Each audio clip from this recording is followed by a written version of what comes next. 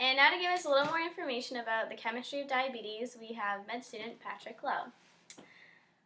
Okay, Patrick, how does the protein insulin cause reaction rates to differ with basal and bolus injections? Well, there's different types of insulin that are injected for diabetics. They're different from the endogenous insulin that your body produces in your pancreas. And the way pharmaceutical companies have made them, they've engineered them so that some of them act over a long-term period of time, so they can act anywhere between 12 and 24 hours.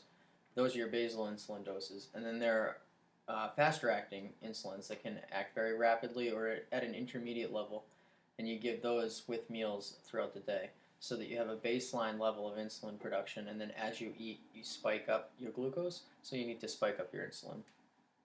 All right. And why is high blood sugar so bad? Having high blood sugar circulating in your blood can have a number of effects on different organs. So, for example, in your kidneys, having constantly high levels of blood sugar requires your kidneys to work extra hard. Your body naturally will try and reabsorb all the glucose that it can out of your urine. Based on evolution, we want to be able to maintain all the calories that we consume that we can. But in today's society where we have ample amounts of food, we're not, start living in caves anymore and hunting our prey. We're going to the grocery store. We have plenty of sugar around. So, but our body hasn't evolved yet to react to that. So your kidneys are constantly reabsorbing glucose, and that can have damaging effects on your kidney. You can also have what's called glycosylation of proteins when you have high levels of glucose circulating throughout your system. That glucose can be enzymatically added onto a protein in blood vessels and in other parts of your organs, and that can cause organ failure.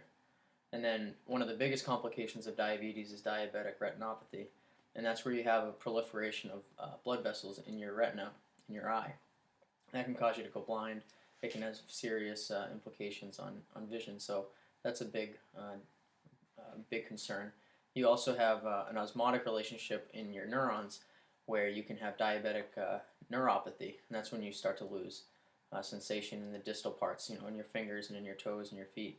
And that has something to do with the osmotic relationship between high levels of glucose circulating and other electrolytes in your system. All right, and then what is the difference between type 1 and type 2 diabetes?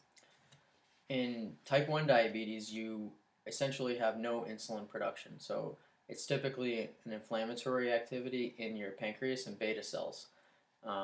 Sometimes autoimmune, sometimes it can be due to other factors, but essentially what happens is your pancreas no longer produces insulin.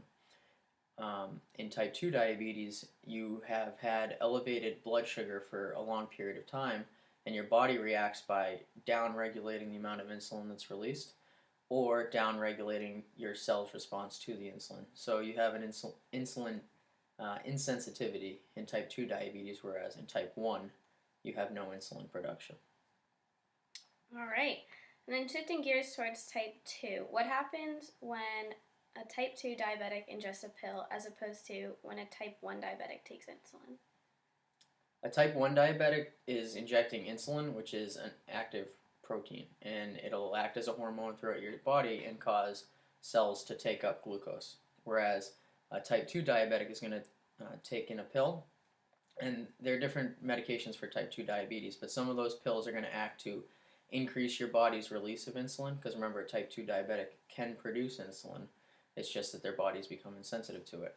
So some of the medications, like metformin, increase the secretion of insulin. Metformin also downregulates the amount of glucose that's produced, so that acts in two different ways. And then some of the other drugs will increase the release of insulin or increase the receptivity of a cell to take up more glucose out of your system. So the type 2 diabetics are using the body's already endogenously produced insulin, and they're ramping that up, whereas a type 1 diabetic is injecting synthesized insulin to do the work.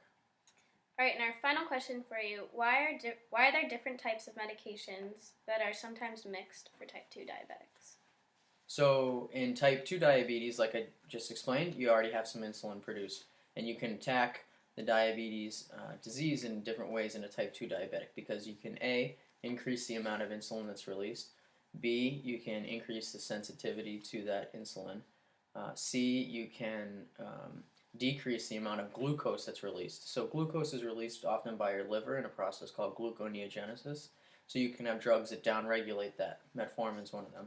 You can have sulfonylureas, which bind to a certain receptor, potassium channel receptor in the pancreatic beta cells.